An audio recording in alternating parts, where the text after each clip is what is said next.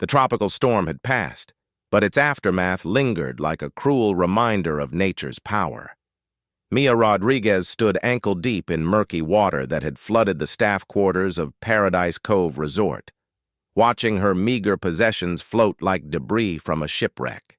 Her phone, waterlogged and dead, had contained the last photo of her younger brother Carlos before the leukemia had stolen the light from his eyes. Now even that was gone. "Mia, you need to get out of there," called her supervisor, Janet, from the doorway. "The health department's condemning this whole building. Insurance won't cover temporary housing for staff. 24 hours. That's all the time Mia had to find somewhere else to live on an island where a decent room cost more than she made in 2 weeks.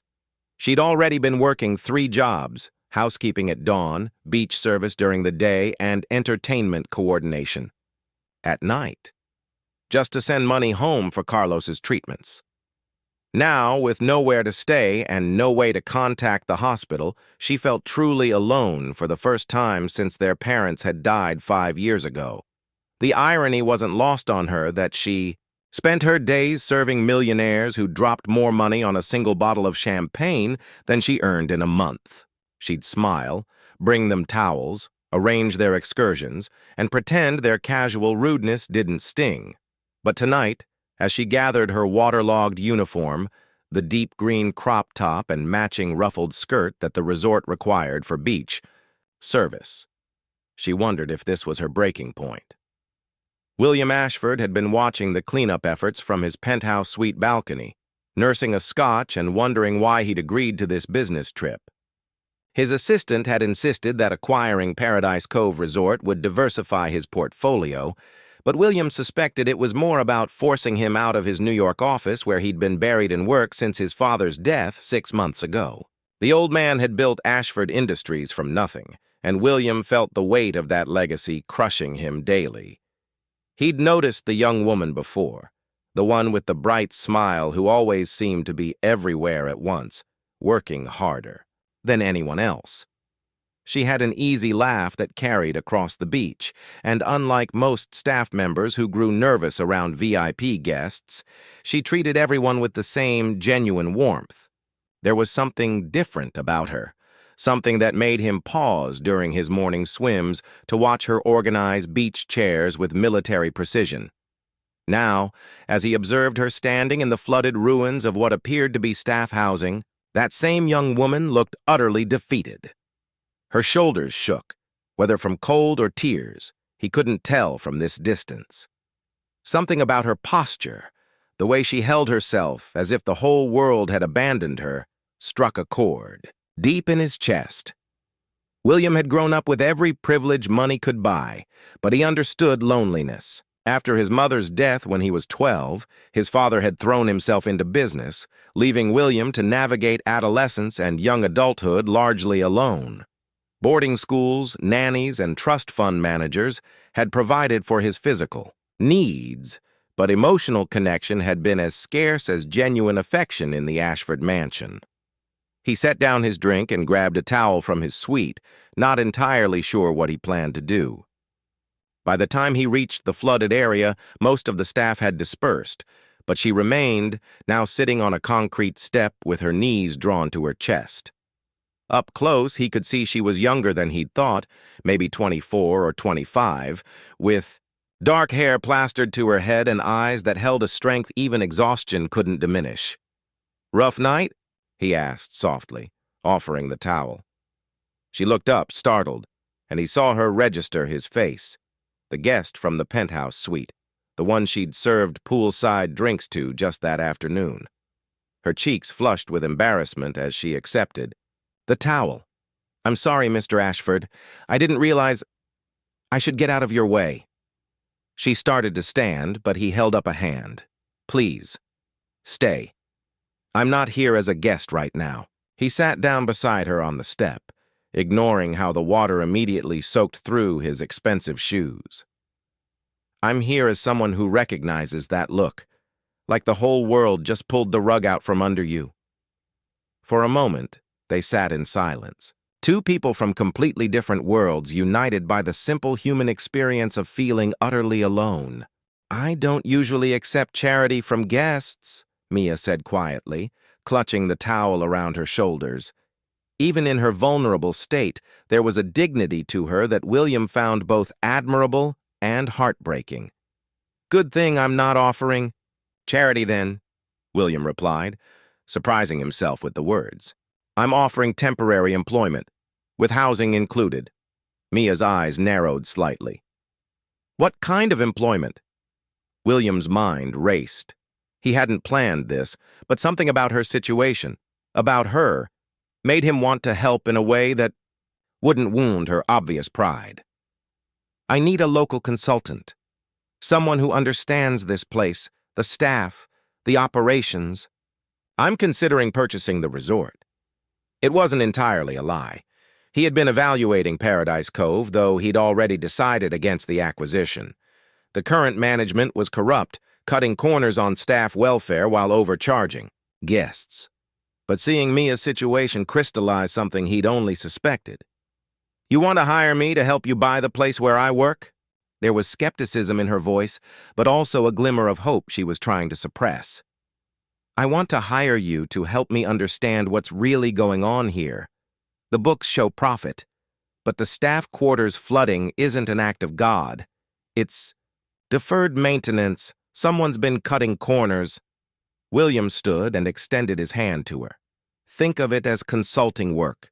2 weeks, full pay, and you can stay in one of the empty executive suites while you figure out your next move." Mia stared at his outstretched hand for a long moment. "Why would you do this for someone you don't even know? Maybe because you're the first person in months who hasn't wanted something from me," William said honestly. "Or maybe because I know what it's like to feel like you're fighting the world alone." The next morning, Mia found herself in surreal circumstances, sitting across from William Ashford in the resort's executive dining room, wearing clothes he'd had delivered overnight, discussing Paradise Cove's operations like she was his business partner rather than a displaced housekeeper. "The staff turnover rate is astronomical," she explained, consulting notes she'd stayed up late preparing. "Janet, my supervisor, she's been here 8 years, but most people last maybe 6 months. The pay is barely livable, the hours are brutal, and management treats staff like they're disposable." William nodded, making notes on his tablet. "What about guest satisfaction? High on paper. But that's because complaints about staff get those staff members fired, not because service is actually good. People learn to keep their heads down." Mia paused, then added quietly, "I've seen housekeepers blamed for guests missing jewelry that was probably just misplaced. Servers fired for attitude problems when they were just exhausted from working double shifts. And you? How long have you been here?" 2 years. 3 jobs. 7 days a week." She met his eyes directly.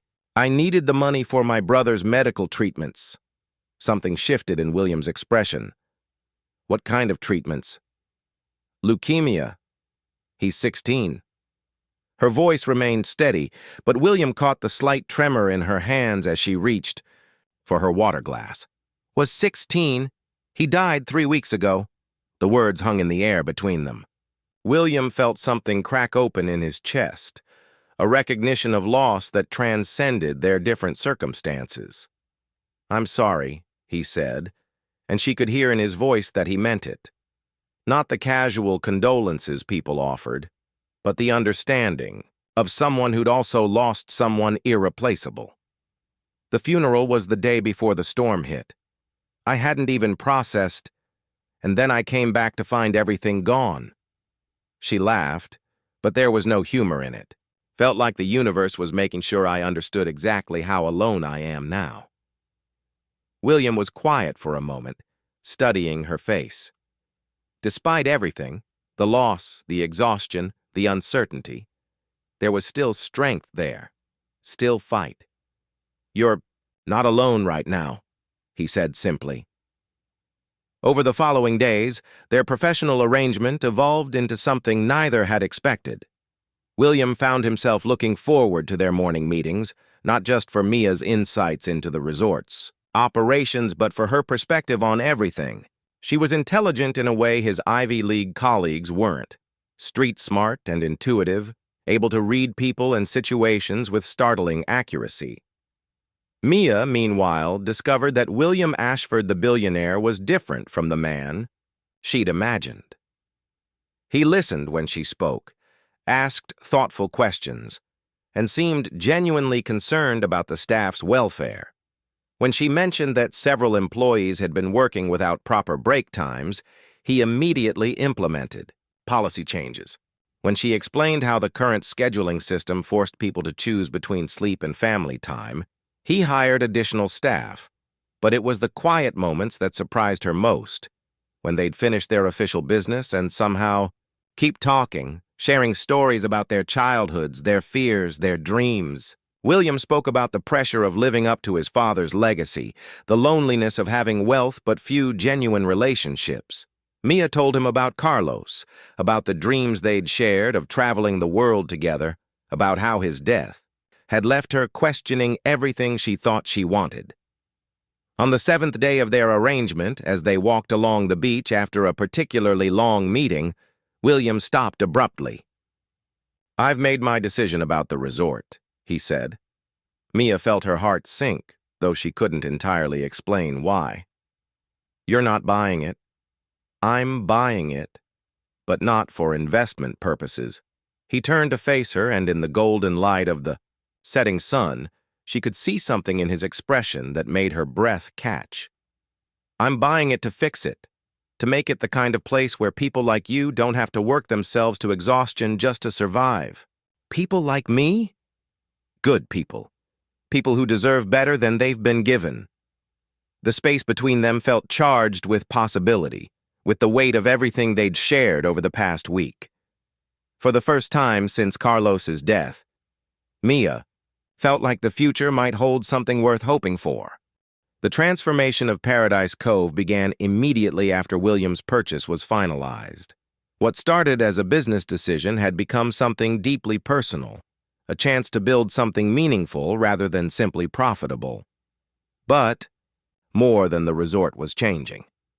William found himself transforming too, largely thanks to the woman who had become far more than a temporary consultant. "The new staff housing should be ready next month," William told Mia as they reviewed construction plans in what had become their regular morning meeting spot, a secluded terrace overlooking the ocean. "Each unit has 2 bedrooms, full kitchen, and the rent will be subsidized." Mia smiled, but William caught the flicker of sadness that crossed her face. Their 2-week arrangement had stretched into 6 weeks, but they both knew it couldn't last forever. She'd been staying in the executive suite, playing a role that felt increasingly artificial as their relationship deepened beyond anything professional. "That's wonderful. The staff will be so grateful." She paused, then added quietly, "Have you thought about who you'll hire to manage operations once I'm gone?" The question hung between them like an unspoken acknowledgement that their time together was temporary, despite everything that had grown between them. William had been dreading this conversation for days. "Actually, I have a proposition," he said, his heart racing. "I want you to stay, not as a consultant, but as general manager. Full salary, benefits, and—" He paused, suddenly uncertain. "And because I can't imagine doing this without you." Mia stared at him, searching his face for something she couldn't name. "William, you can't just create a job for me because you feel sorry for me. Is that what you think this is?" William stood up abruptly, running his hands through his hair. "Mia, you've revolutionized this place in 6 weeks. Guest satisfaction is up 30%, staff turnover has virtually stopped, and you've identified cost savings I never would have found. But more than that." He turned back to her, and she could see vulnerability in his eyes that took her breath away. "You've changed everything for me, too." "What do you mean?" "I mean, I haven't thought about New York or board meetings or profit margins in weeks. I mean, I wake up every morning excited to see you, to hear your ideas, to watch you light up when you talk about making this place better." He stepped closer to her, close enough that she could see the gold flecks in his brown eyes.